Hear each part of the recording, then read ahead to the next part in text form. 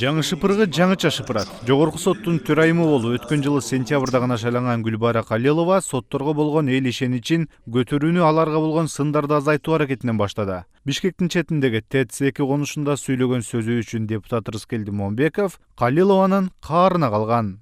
Анан силер коркпош керек. Мен ойлойм, биздин өкмөт мынчалык наадандыкка барбаш керек. Силердин бага айтышып атат да, ал жердеги үйлөрдү бар соттуртуруп калдык, сүрдүрүп салат экендер. Сүрдүрүп сала албайт. Бийлик 1000 кишини үйүн сүрдүрүп сала албайт. 1000 киши чыкса кайта бийликтин үйүн сүрдүрүп салышы мүмкүн да.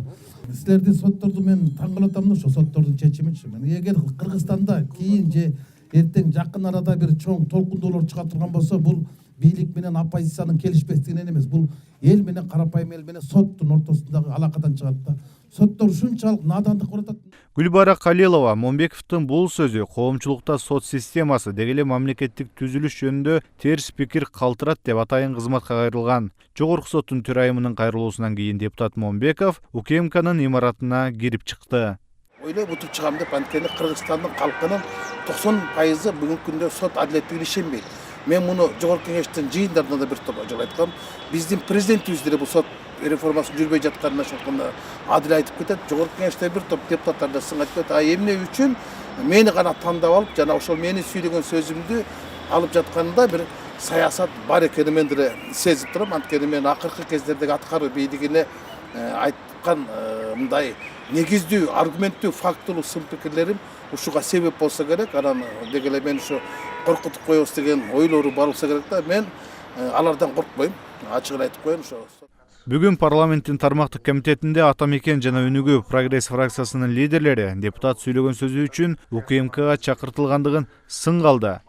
Эгерде биз бүгүн урматтуу депутаттар муга кайдыгерлик кылып билмексем болуп койсок, бул эртең бул жерде жеке Момбековдун персонасы жөнүндө сөз болгон жок.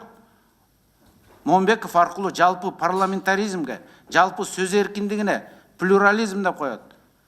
Биздин контролдук функцияга шек келип атат да. Ошондуктан биз муга өзүбүздүн саясий, бул жерде балким мыйзам бузулган жоктур, бирок саясий эреже бузулуп атат. Саясий бааны беришибиз керек. А сотторду бүгүн баары эле сындап атат. Мына коомчулукка кулак төшөсөңөр, сотторду мактаган киши жок. Президент да өзү айтты кечээ. Керек болсо тозокко түшөсүңөр деди. Туура эмес чечим чыгарсаңар. Сот чыгарган чечими боюнча кимдир бирөөнүн алдында түшүндүрмө же отчет берүүгө милдеттүү эмес, бирок жыл сайын парламентке келип маалымат берип турчу. Депутаттарга кастарын тиккен Гүлбара Калилова жакында эле Конституциялык палатага кайрылып, жогорку кеңештин алдына келип маалымат берүү Конституцияга канчалык туура келет деп арызданган. Ушул эле соттун төрайымы Гүлбара Үтөрүвна Конституциялык сотко арыз менен кайрылды. Жылына парламентке келип мен отчет бербейм.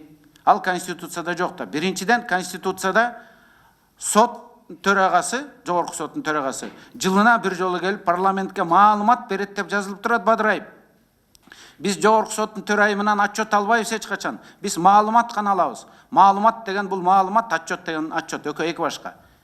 Эми ошол маалыматты да бербейм деп Конституциондук сотко берип атат. А маалымат деген бул парламентке эмес, жалпы элге берген маалыматы да.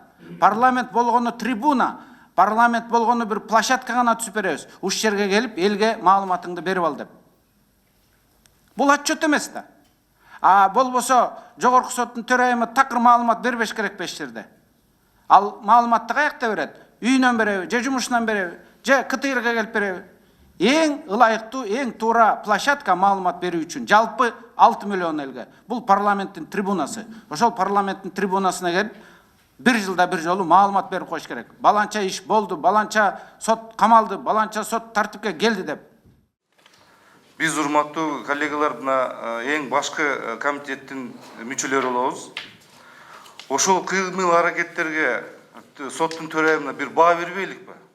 Эгерде туура болгондо, ал төрайым биздин комитетке жазып, ошо тиги Момбековдун ушундай айткан сөзүнө сиздер өзүңөр баа берип койгула. Туура болду же туура эмес болду деп, мына ушундай туура болмок эле. Ошого мен канат кезбекчи, мен азыр мына сиздер менен баягы оюм бөлүшүп атам. Кандай кылабыз бул боюнча? Конституциянын норманы буздубу, бузбадыбы? Бул жерде мына эң негизги маңызы конституциянын норманын сакталышы. Жогорку соттун төрайымы Гүлбара Калилована мындай иши акыркы жылдары кадыры кайтыш болуп кеткен сот системасына сый урматты кайтарып келүүгө көргөн аракети деп баалагандар дагы бар. Калилованын сотторду көп сындаган депутаттарга кыр көрсөткөндөгү биринчи жол эмес. Ал буга чейин тажрыйбалуу депутат, экс башкы прокурор Мыктыбек Абдылдаевди сүйлөп жатканда этиканы сактоого чакырган. 10 секунд бергилем. Муну 10 класстын окуучусу деле айтат, ментипчи. Менин кийинки суроо. Мыктыбек Юсупович, кечирип коюңуз. Мен өткөндө дагы айтып кеттим эле. Чындыгында сын таккан туура эмес. Биз баарыбыз мамлекеттик кызматкербиз. Этиканы сакташыбыз керек. Эмне үчүн сиз ошентип айтып атасыз? 10 класстагы окуучу деп. Кандай жоопту угат элес менден? Мен конкреттүү жоопту угайын деп атам. Конкреттүү. Кандай конкреттүү? Анда айтып берсеңизчи, кандай жоопту угайын деп атасыздар? Кыргызстанда сот бийлигине болгон ишенич жарандар арасында эң төмөн. Ал эми 2010 жылдан кийин депутаттын кол тийбестиги түккө татыбаган нерсеге айланды. Сот системасын оңдоо менен катар депутаттын тебеленген кол тийбестигин дагы калыбына келтирүү зарылдыгы айтылып келет.